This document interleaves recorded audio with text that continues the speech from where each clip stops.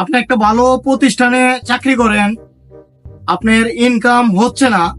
Income হওয়ার কিন্তু অনেক কটা কারণ আছে।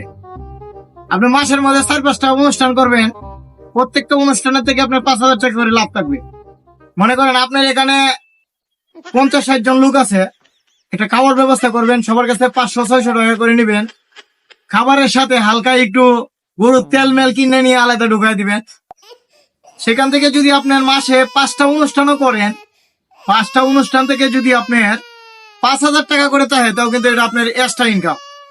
আর মনে করেন আপনি ইনকাম করতেছেন ভালো, কিন্তু মানুষের কাছে যাতে আপনি মানুষের চোখে না পড়েন, আপনার একটা দোকান আছে, আপনি বউয়ের দোকানে নামায় দেন, তাহলে সেখান থেকে একটা ব্যবসা আসবে। মানুষ কিন্তু আপনারা ধরতে পারবে না সহজে। মানুষের সাথে কথা বলার সময় মাঝে মাঝে আব্বাও রেখে ফেলাবেন, তা থেকে কিন্তু আপনি অনেক কিছু লাভবান হতে পারবেন। আমি যে কথাগুলো বললাম, এই কথাগুলো মাইনে যদি আপনি কাজ করেন, আপনার উপরে উঠতে বেশি দিন লাগবে না। আমি 100% গ্যারেন্টি দিয়ে বললাম।